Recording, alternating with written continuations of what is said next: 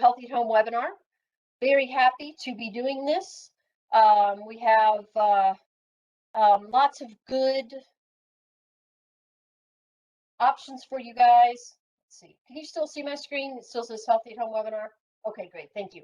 All right. So we're still going to do these Healthy at Home webinars for a while. We're very excited. As long as you come to them, we are happy to present them to you. And today we're going to talk about weight loss in the older adult. And, you know, I always say weight loss in the older adult. I always include the older adult because we're for the aging, you know, aging and adult services. This could be given to a group of younger adults too. Just older adults, you know, we're just a little wiser, right? So I can speak a little bit differently to you guys because we just know more. But we are going to talk about weight loss. Weight loss is a touchy subject. We're going to talk about healthy weight. It's not all about weight loss. Some of us need to gain weight. How do you determine, you know, what a healthy weight is? What are strategies around it? All of that kind of stuff. So that's what we're going to talk about today. And I forgot to include a slide. I know many of you from classes, but my name is Paige Corley. I'm a health educator at Salt Lake County. I love being a health educator. I love this. I know COVID wasn't fun, and still isn't fun, but I really have enjoyed the online opportunity. I've met many people I would not have met because I'm not the one in the senior centers. You know, I have staff that goes into the senior centers. So I've really appreciated getting to know all of you. And as you can see on the walls behind me, I love doing art. I love spending time with my husband, and I love my dogs. So there's me. All right. So what are we looking at when we weigh ourselves? You know, many of us step on a scale and we look at a number, and that number means all sorts of things to us. We have some of us are like, oh my gosh, I have such anxiety, that number's too high.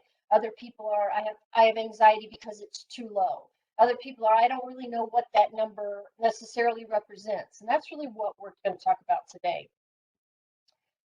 Remember that our bodies are made up of a lot of things. We have our organs. We've got a lot of organs, right? In our midsection, lung, our stomach, all of the pancreas, all this, you know, millions of miles of small intestine, right?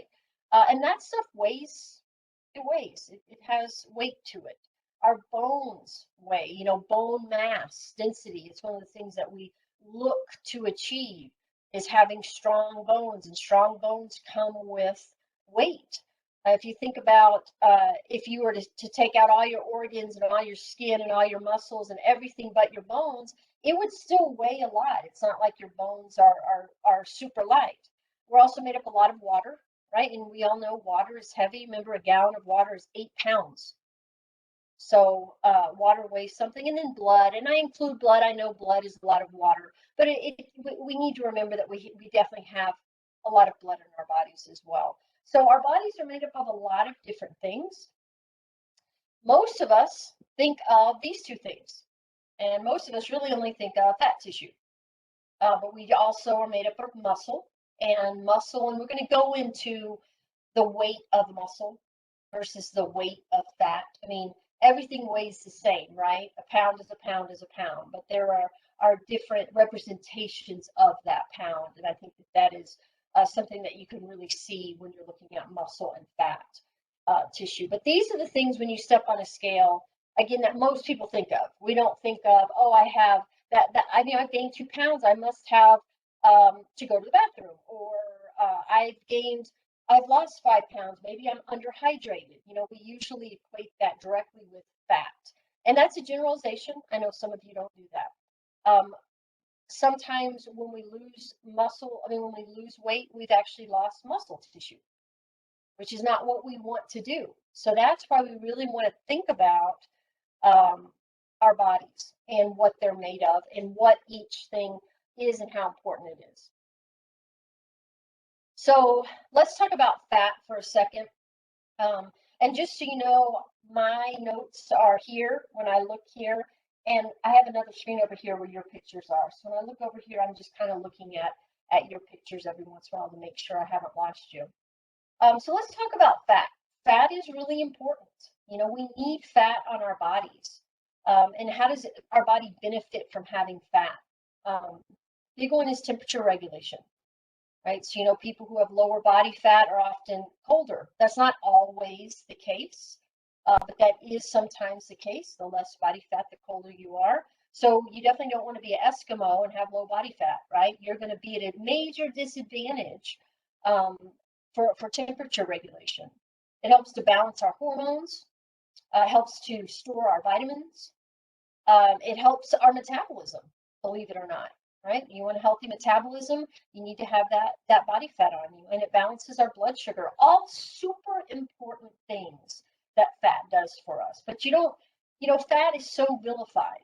And there are some negatives to fat. Obviously, if you get fat around your organs, right? If you gain weight in your midsection and that fat is in and around your organs, that can set you up more for heart disease, for heart attack, for other disease. And obviously, we're going to talk about if you have too much fat on your body, what those detriments are. But that shouldn't be a sweeping voice of fat is bad. You know, to have a goal of having a low body fat, I think is misrepresented. Definitely in our lives, and we'll talk about that. So let's talk about how do you know if you're overweight. And I think the least effective way of knowing that you're overweight is having somebody tell you you're overweight. Nobody wants to hear that you're overweight. Just zip it, you know, and that could be your sibling, that could be your parent, that could be your you know, son or daughter, that could be your doctor, right? It usually is received poorly. I have informed people that they are overweight, and I'm not super popular. It doesn't go well. That's why I don't do that anymore. I got out of that business. And we're going to talk a little bit later about finding a value, you personally finding a value in maintaining a weight that works for you. Because if the only motivation you have to lose weight or find a healthy body weight is because somebody is telling you you have to do it, no, most of us are not going to respond to that. You might, but there's got to be something like it decreases your chance for a disease, or it makes your knees feel better, right? We've got to find our own value for why we want to do this. But beyond somebody just telling you, hey, you're overweight, a big one is how your clothes fit. That's a big one I use. You know, how do my clothes fit? And I wear a lot of stretchy clothes. I wear a lot of exercise clothes. But you know how your clothes fit. You know when they start to be a little tight. You know when stuff starts to hang over. How you feel physically is a big one. Do your knees hurt a little bit more? Are your ankles hurting a little bit more? And is that the reason? Maybe there's something else. Maybe you've developed arthritis. Maybe it's about to rain, right? But the way you feel physically can sometimes be a representation of your weight. We're going to talk about what overweight and what weight and what body mass is in just a little bit. But how you feel, I think, is okay. And when I mean how you feel physically, I specifically wrote physically. It's not how you feel emotionally. It's not how you feel mentally, right? Because we can be at a healthy weight and still feel like we're overweight, right? There's a lot of that. We're not talking about that today, but there's a lot of that. So we're just talking about physically how we feel. There's the body mass index, which we're going to go into detail about because it's something that a lot of us know about. And it's one of those that I think we should know more about before we base our lives on it. And then you can also do body fat measurements. And that's really what I want to get across here is body mass. Knowing what each thing is, what makes up your body. Why do you weigh 150 pounds? Break it down. How much of that is muscle? How much is fat? How much is bone? Figure that out. All right, so how can we accurately determine body composition? So again, you can look in the mirror, and again, as long as you're not coloring it with what somebody's told you or something held over from an experience you had earlier in life, usually just looking at yourself in the mirror can be representative of your body composition, and at other times it isn't. And this is where I'm gonna share the story.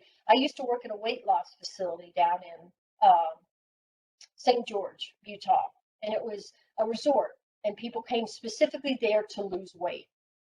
And there was a woman who came, who, when you looked at her in clothes, she looked, she looked fine. I tend to not judge people when I can't see, when it's just clothes, because it's really hard to tell muscle content and that kind of thing. But she came in pretty proud of herself. She weighed what she was supposed to weigh, being 5'5" and everything else. And we put her on a special scale, which we'll talk about in just a little bit, that helps to determine what is your muscle mass, what is your fat mass, that kind of thing. And it turned out that technically she was overweight. She had more body fat on her body than what was healthy, and she had less muscle on her body than what was healthy. But that combination made it so that when she stepped on the scale, it gave her the number that she had been told that she was at the weight that she needed to be at. Now, how happy do you think she was at me when I told her she was overweight? Right? She wanted to kill me. A lot of people do. It's interesting. I bring that out in people. But I tried to explain to her, hey, this is about muscle mass versus fat mass. You can still weigh 135 pounds, but we need to get 5 more pounds of muscle on you and 5 less pounds of fat. Right? But she was very, very, very focused with a number on the scale. And so that's, again, part of what I'm trying to, debunk, is that number says it all, because it doesn't. So let's talk about body mass index. So the body mass index, and many of you have heard of body mass index. It's a simple calculation. Well, it's not really simple. But it's a calculation using a person's height and weight.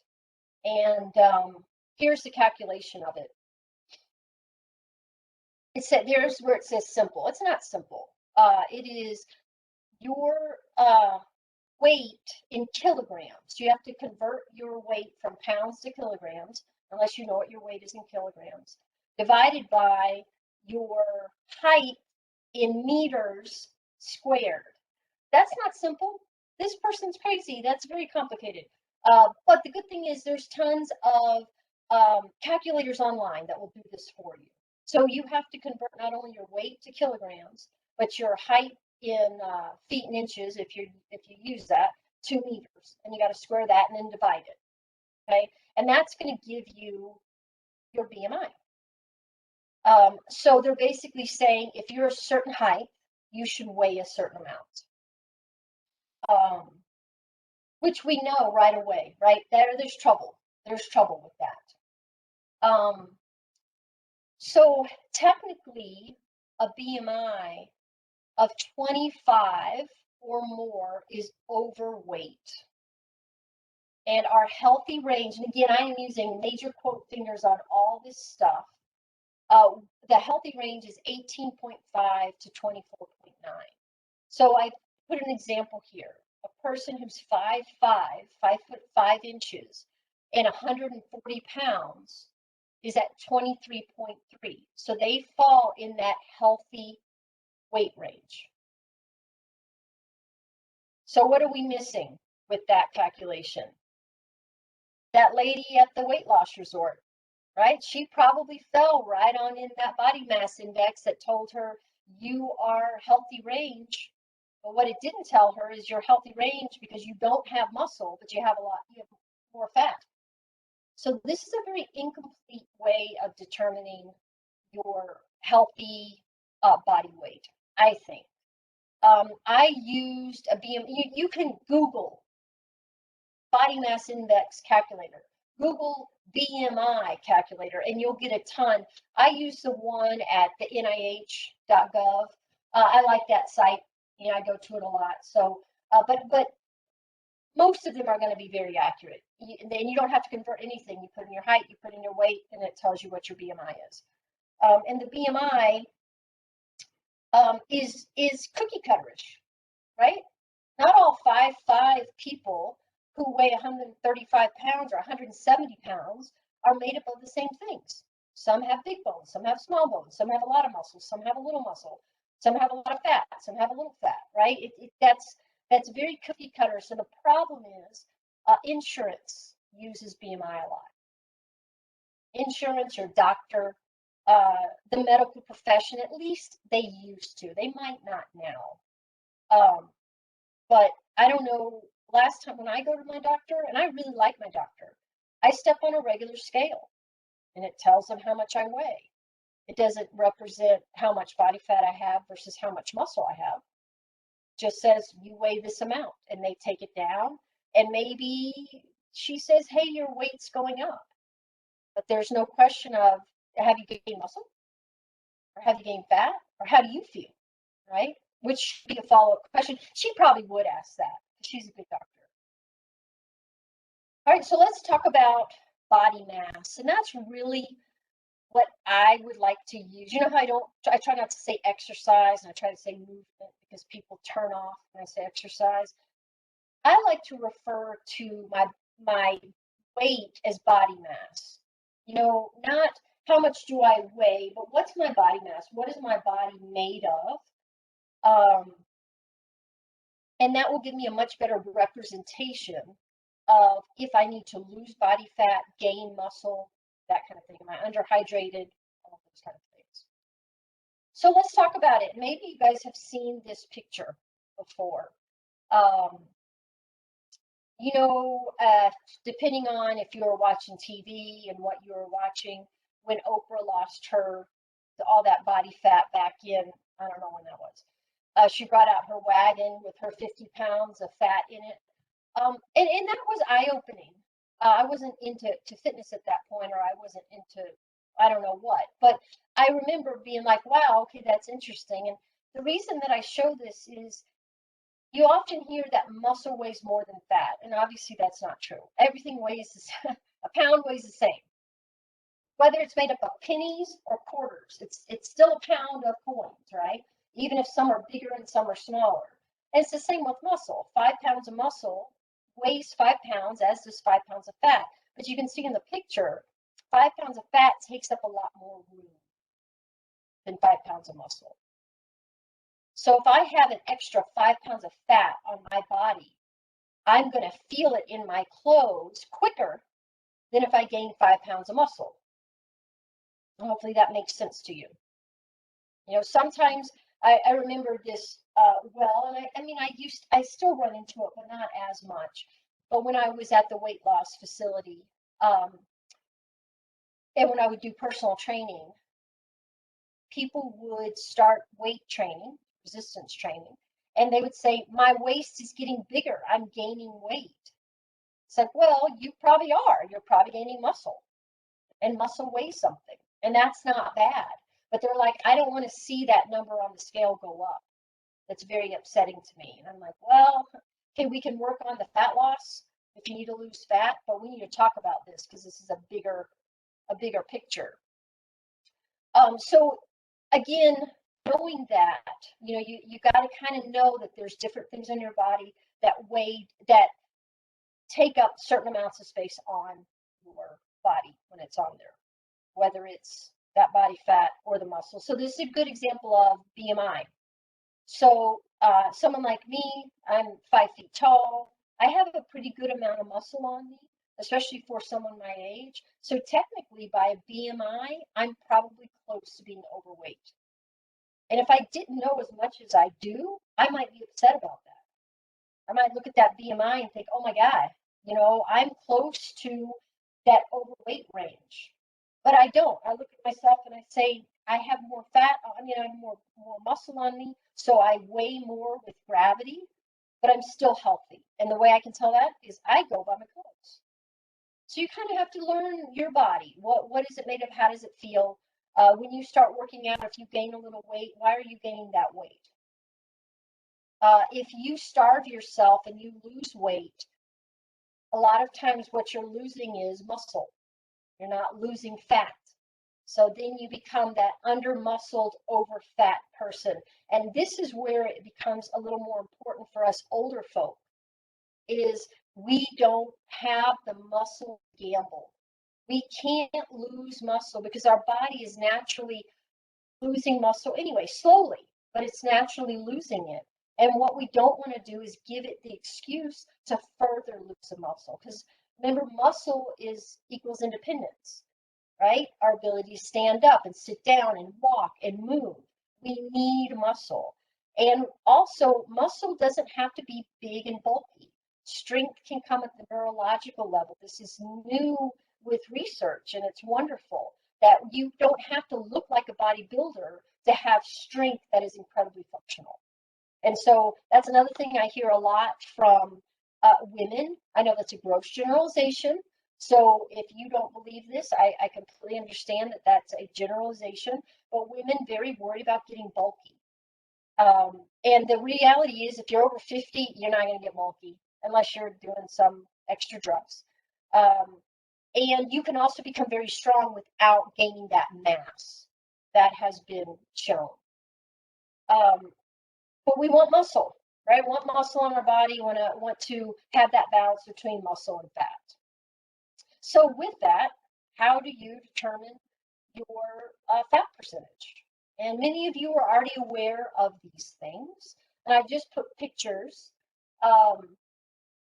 The top picture, the hands holding that thing, maybe some of you have experienced that. It's called an Omron, and it's a body fat tester. And what it does is send a kind of a wave through your body that reacts differently to water.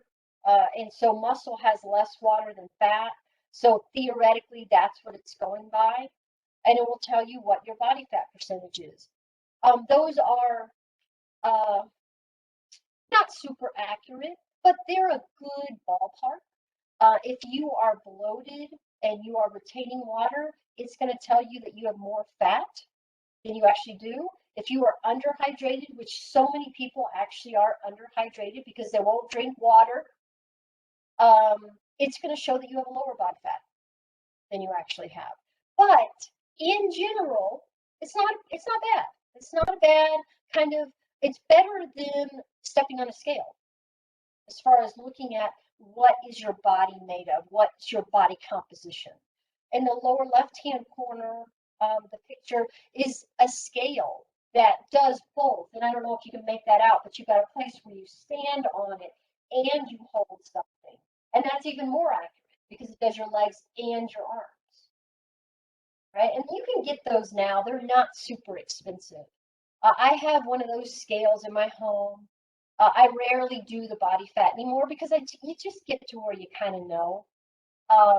But, you know, if you have the money to spend and you have the interest, it's something that you can do.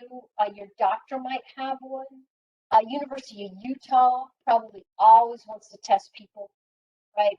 So go to the kinesiology department, see what they have. The lower right-hand corner, that picture is a body fat caliper. And if, you know, again, if you're over 40, then this is what you got if you went to your personal trainer. They did the little pinch where they pinched your belly and stuck that thing on it. And it was pretty inaccurate, but it was what we had at the time. Right? I used to do those back in the 90s with people. It was not very fun, right? Hi, nice to meet you. I'm going to pinch your body fat and put this thing on it. It again, not real popular. So thank goodness they came out with the electric ones, which are also a little bit more accurate. So those are some ways to determine your body fat percentage. Other ways are a Dexa scan. So many of you know Dexa, DEXA, as the bone density scan that you get in your doctor's office. You know, you lay down your full clothes and it goes over you. That same scan can tell you your body fat. Now, I don't know if it's the same scan as the bone density scan, but it's the same machine. One of my really good girlfriends, her husband's a radiologist, and he has one in his office. And we were all part of the same gym, and he made us a deal. Hey, you know, you can come in and use the Dexa, and we'll tell you your body fat. It's much, much, much more accurate than the handheld or the one that you stand on. So if you already know that your doctor that you get a Dexa scan through for your bone density, you might ask them, hey, can we look at my body fat with this Dexa scan? And they might say no, but it's worth asking. It might cost you something. But it is, again, much more accurate. It will also tell you your muscle composition. It's really awesome because you can get this scan and it'll tell you you have X amount of pounds in your right leg, X amount of pounds in your left leg to show you imbalance. Like we're always in balance. That's just part of the deal. But is it major? Is it a major imbalance? And it also talks about your body fat. Then there's hydrostatic weighing. I don't know if anybody's ever done hydrostatic. It was pretty big in the early 2000s. I worked at a gym up in outside of Chicago, and they would use our pool. Basically, you have to be in your bathing suit, not popular with folks, and you're going to sit in a little sling, and they dunk you down into the water, and they pull you back up. So they weigh you with gravity, and then they weigh you in the water, I guess, without as much gravity, and they determine how much of your body is fat versus bone or muscle or organs. And hydrostatic weighing is fairly accurate. You do have to be dunked underwater, which some people aren't really into. And it's a pain unless you have a permanent place to put it. It's hard to move around. And I don't even know where you find hydrostatic weighing anymore. I don't even know if it's something that's out there. To be honest, I'm kind of out of the loop on that. And then there's a thing called the bod pod. I don't know if anybody's ever seen the bod pod. It's Live Well. Do y'all know Live Well? Live Well's a medical thing with Intermountain. It's, I believe, specific for older adults. You can get a whole write-up done on your body, and one of the things they do is they put you in the bod pod. Positive to the bod pod is you don't have to get in water. You still have to strip down basically to underwear and bra if you need to wear a bra, and you sit in this thing, and it again kind of figures out through waves how much water is in your body. None of those are cheap, but you could ask your healthcare provider about them. But again, Live Well. Live Well is at Intermountain. I encourage any of you guys in the Salt Lake County area to look it up. They had a really great program down in St. George, but it is up here as well. So those are ways you can kind of tell your body fat percentage. Okay, so let's talk about how do you lose, and I should have put on there how to lose and gain weight safely. Because it's not just about losing weight. Again, especially as we age, some people do have a tendency to start to lose weight.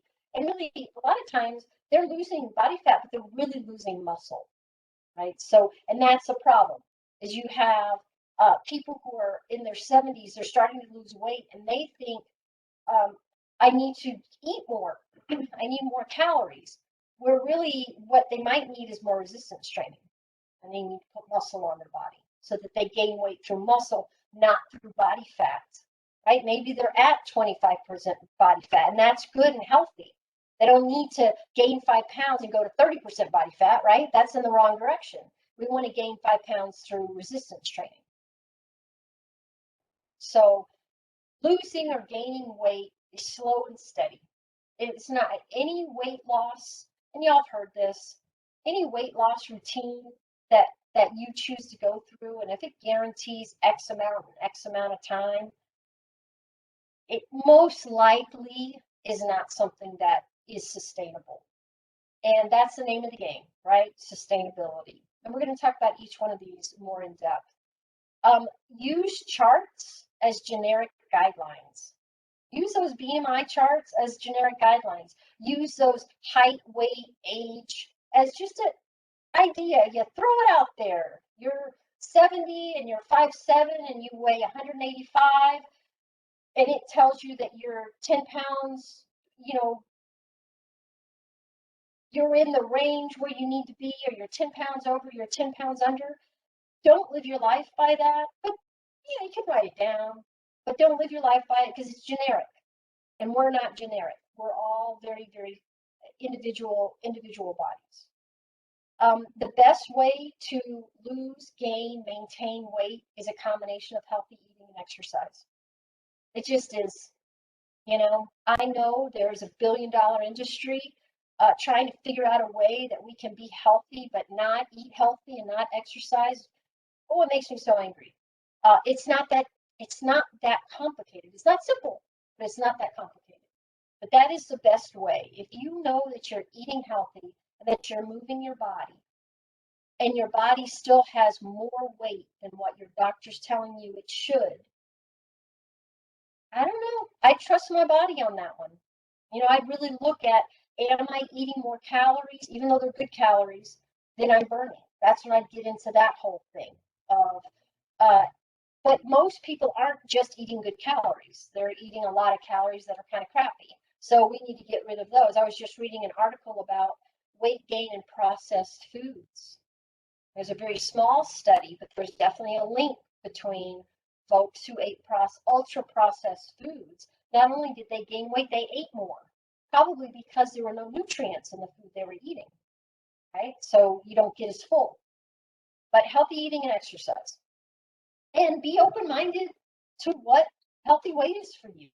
It might not be what the chart says. It might not be what your spouse says it should be. It might not be what your kids think it should be. But be open-minded to it. It might not be what you think it should be on that scale. And really, one of the questions that you should ask yourself is, what is maintainable for you long term? If you hate broccoli, by God, don't try to be healthy eating by eating broccoli.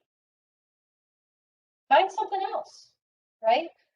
It's great if you like broccoli because it happens to have a lot of nutrients, but broccoli can also mess you up. So, you know, how can you live long term? And also, where is that cutoff? Like for me, if I wanted to get really lean, that would mean that I couldn't have peanut M&Ms. Well, guess what? I don't want to live a life where I can't have peanut M&Ms. That low body fat's not worth those peanut M&Ms. I'm okay having that extra body fat for this, you know what I mean? And you might feel the same about something else. And that is your choice. So let's talk about this. Y'all know this. Healthy eating, right? Lean proteins if you're not a vegetarian. And a variety of lean proteins. So chicken, beef is okay in moderation. Just like wild caught fish is okay, right? But we want to vary that lean protein. You can also have vegetarian protein, beans, legumes, nuts, seeds, fruits, vegetables. Vegetables, vegetables, vegetables. Half your plate now. They even changed the My Plate with the government, right? Where half your plate, vegetables. That means half of what you eat during the day is vegetables. Who here does that? I barely do that.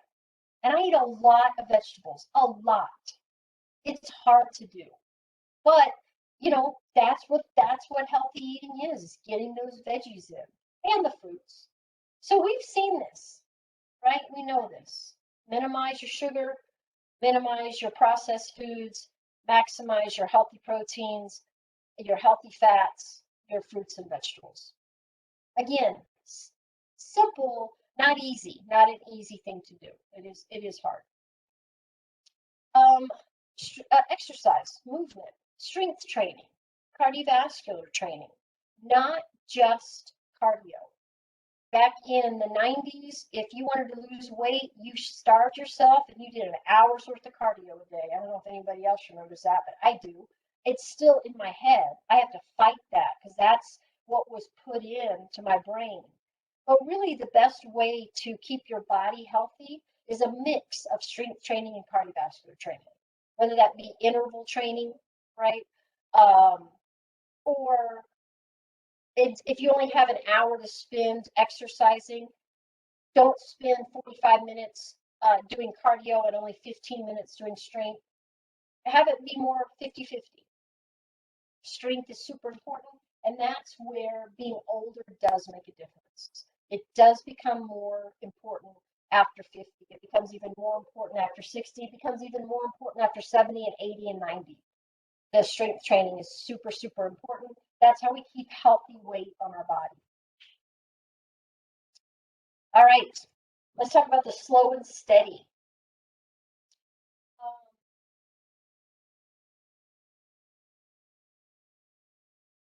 That's my dog. She wants to go out right now. What are you gonna do?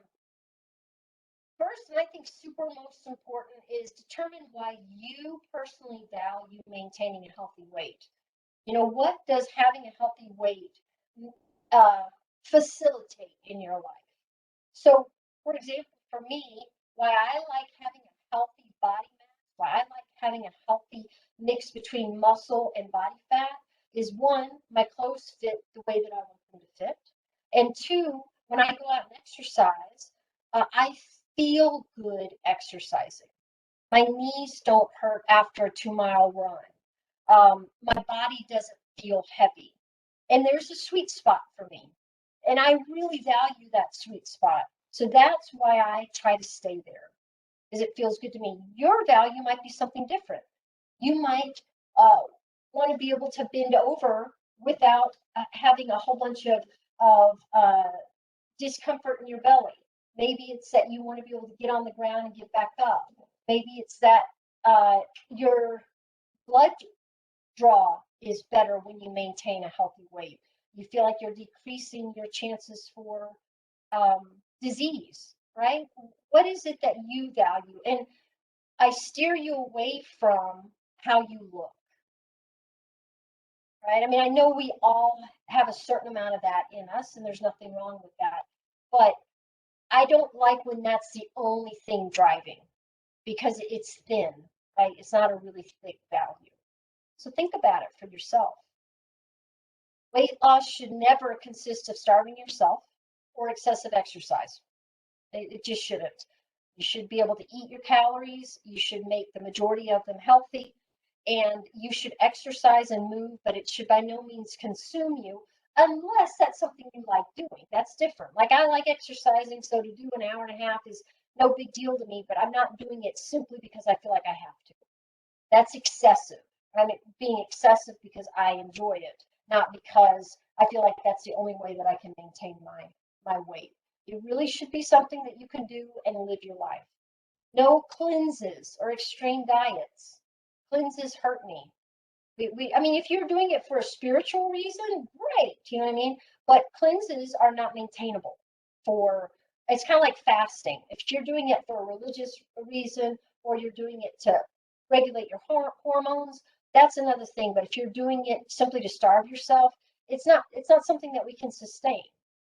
And those extreme diets, when you're not eating healthy foods, is also, you might lose weight fast, but you gain it just as fast. And I think we've all learned, like from Biggest Loser and those kind of things, that extreme body fat loss really does mess with your metabolism. So we really want to stay away from that. Again, slow and steady, right? That's why it's on that one. Let's see, healthy foods and healthy proportion or healthy portions should lead you to a healthy body fat percentage with exercise, right? With exercise. Now, this is again, you know, here you're going to figure out why people don't like me. We don't need nearly as many calories as we think we need. We just don't.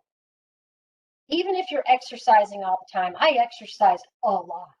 I lift a lot of weight, and I don't eat that much. You just don't need that much to sustain your body.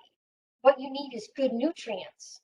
You need nutrient-packed calories. You don't just need calories. You need a good 1,200, 1,400, 1,600, 1,800, 2,000, 2,200, whatever it is. But you need those to be full of nutrients. Because when you eat nutrient-rich food, you eat the proportion that you want. We don't find people overeating on broccoli. It doesn't usually happen. You eat a portion of broccoli, you're pretty satisfied. But can you eat a whole bunch of chips or popcorn or candy? Yes, right? Or at least I can. I don't want to put words in your mouth, but I can for sure. Again, ask yourself, is this an eating routine that I can maintain most of the time for the rest of my life? Right? Unfortunately, if you eat out a lot, that's difficult. And a lot of us have stopped eating out, right, because of COVID. Eating in has changed my view of food. When we go out for a salad, when we go out to dinner for salad, it's not the salad I make at my home. The salad I make at my home has 5 to 6 different vegetables in it, and none of them are iceberg lettuce, right? But you go out to even a healthy restaurant, it's hard to find spinach or kale or chard. It's hard to find red cabbage or Brussels sprouts, healthy peppers in your salad. I'm not saying it's impossible, it's just hard. But so it's hard. If I were all of a sudden traveling a lot, it would be very hard for me to maintain my eating routine because I'm so home based. But luckily, I am home based. But that's what you want to think about. If your goal is to gain weight or lose weight, make sure is that something that you can sustain.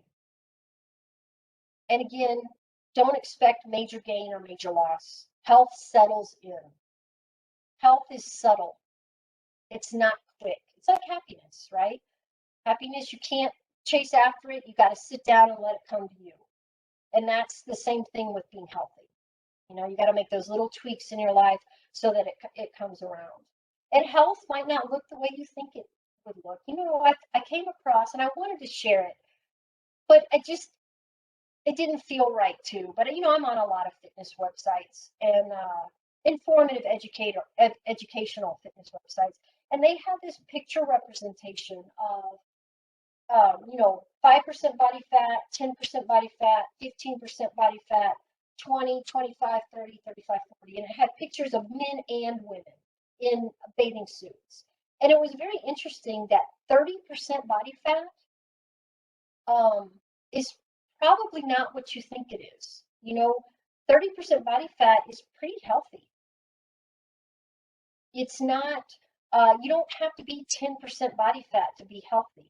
10% body fat, especially on a female, that borders into unhealthy, right? You're not getting the temperature regulation and the vitamin storage and the hormone regulation that you need.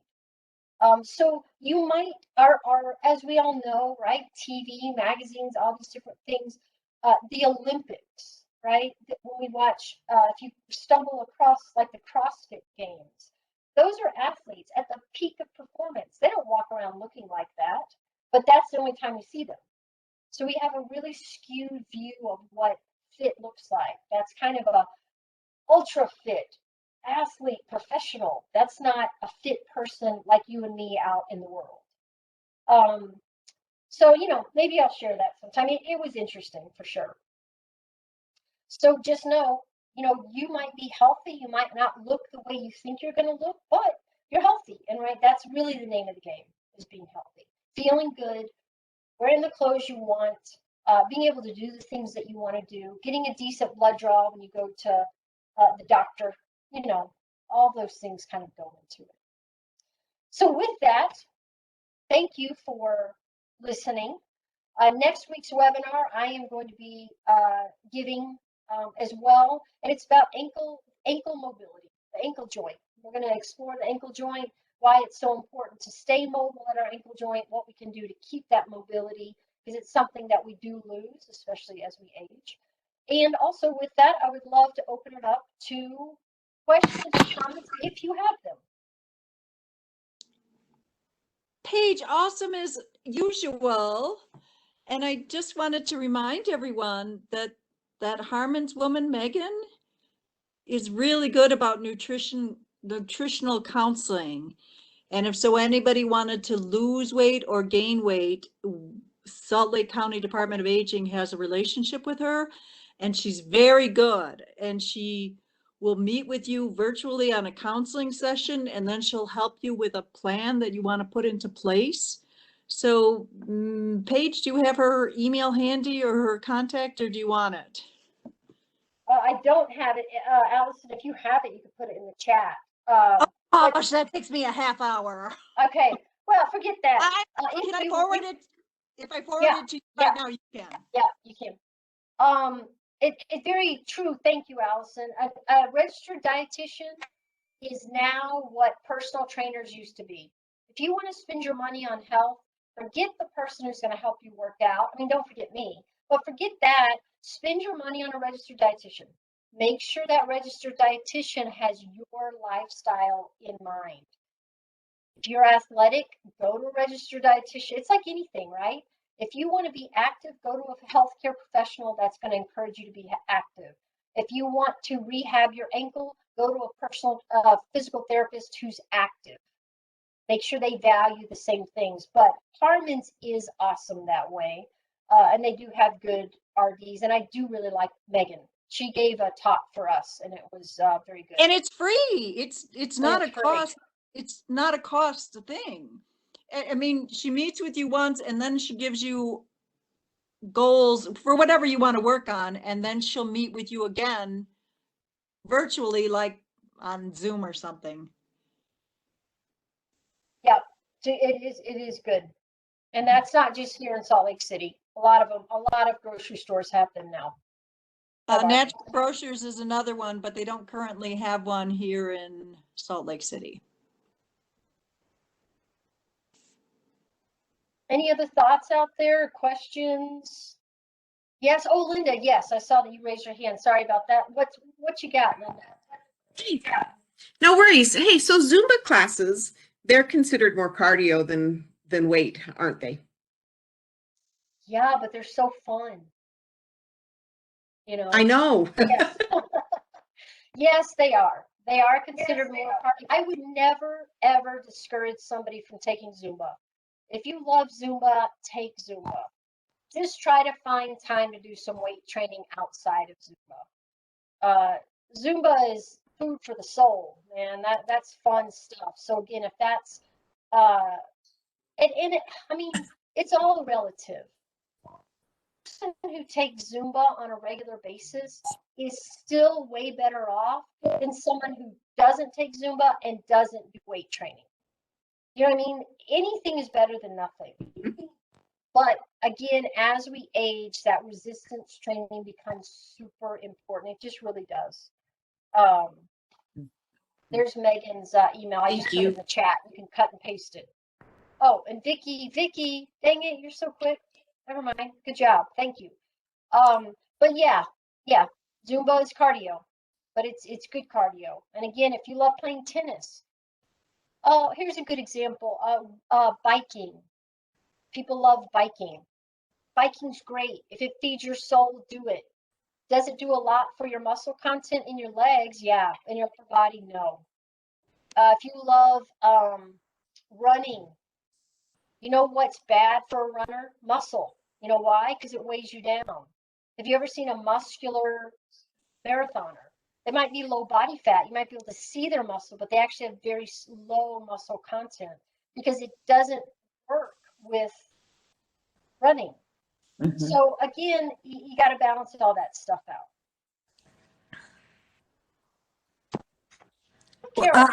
What about enhanced fitness? Is that something that really, really old people can do? Really old people? Really? Yes, actually, yes. Enhanced fitness is, it has many of the elements that one should seek out in their exercise routine. Cardio, resistance training, balance training, and flexibility, right? So all of those are really important. And really, it's that cardio, strength, flexibility. Those are three. And yes, again, because we have this healthier aging population, we're able to get 90-year-olds and put them through research trials and prove that even the deconditioned 90-year-old can build muscle. Our bodies are amazing. They want muscle on us, but you have to do stuff to make it happen. So enhanced fitness is appropriate for young, old, unfit to very fit, because you can make it into what you want it to be. Absolutely. And that's not just because I represent that program. I mean, enhanced fitness, I used to teach that class in the 90s. It wasn't called enhanced fitness, it was called aerobics. That's what we taught. Yeah, right? They just branded it and put some research behind it, and now it is what it is. Okay, well, Thank you. I don't have a skin in the game with respect to teaching or wanting you to be in enhanced fitness, but I can tell you that I joined last November, and it's amazing. It's really kind of amazing how you wake up one day and you realize that you're doing things that you didn't do. So I try to rotate my mattress twice a year, and I didn't do it last year because of COVID. And so when the time change came this time, I thought, oh, geez, I've got to do it. And I flipped my mattress like with almost no problems. And that was kind of amazing, all because of Paige. Well, Julia, really. Julia. Although, yeah, sure, Yeah. thank you. I appreciate that. I'll take that. Yeah. It is nice, man. A functioning body is a wonderful thing. And you know, the reason that enhanced fitness is successful, it's not, yes, it has cardio strength and flexibility and some balance training. But why do you really think, Vicki, that you found success with enhanced fitness? Can I put you on the spot? What element do you think made the difference? Accountability. I show up Monday, Wednesday, and Friday at 8 o'clock, and I do it, and I pay attention. And the cool part about being able to do it in your home is that all you're doing is watching Julia, so you're not comparing yourself to anybody else. So if you feel like you're too old to do it, or that you don't have so the other funny thing, and Paige is amazingly gracious. I reached out to her like a week or two after I started, and a number of the folks in the class had already been doing it. I hadn't, and I was kind of like, okay, I don't think the teacher's very good because of these things. It's kind of like, oh no, 4 months later, it was because I didn't have that skill set. So if you can be comfortable enough with yourself, or you can reach out to Paige to let her give you permission to do it at your own place,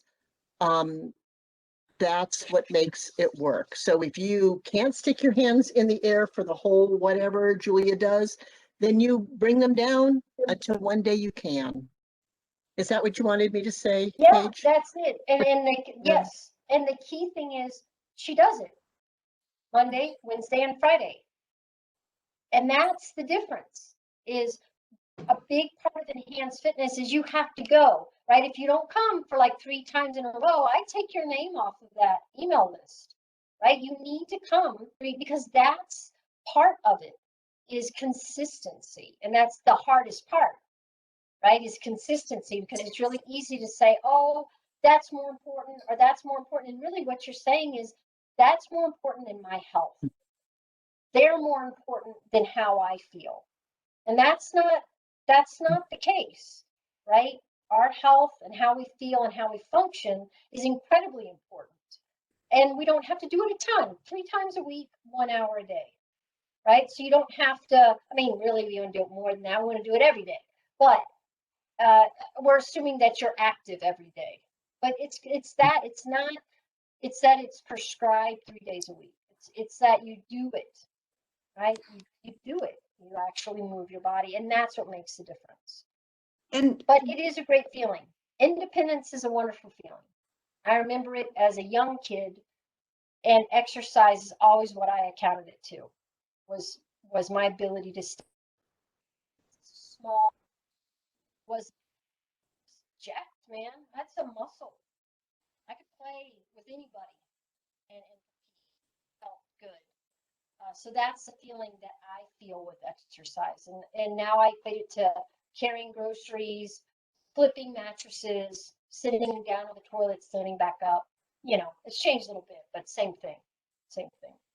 And Julia, one of my favorite things about Julia is she says, do what's good for you. So if you don't want to have your hands up like this the whole time, she says, have them here or have them down. You have to do what works. And enhanced fitness can be done from a chair as well, if that's where you're starting. It's whatever you're comfortable with. And Paige doesn't say that it's fun and there's a social aspect of it. There's my group, they just talk and talk, or they come early just to talk and talk before we have fun exercising. So that's another component. And in person, it was the same way. Very true. Very true. Absolutely. I love it. Yeah, I have to interrupt at 9 o'clock. All right, you guys, we're starting in person. Any other questions or comments? I really appreciate the interaction very much. All right, so I'll see you all hopefully next Tuesday for ankle mobility. Have a wonderful rest of your week. It's only Tuesday. Have a wonderful rest of your week. If you're in Salt Lake, oh, we're about to get some good weather. Get outside, move around, get some vitamin D. It's good for you. Sit in front of a window if you don't want to go outside, right? And thanks for joining me today. I really appreciate it. You can always email me if you have questions, comments. All right, Hey, you guys. Paige. Thanks.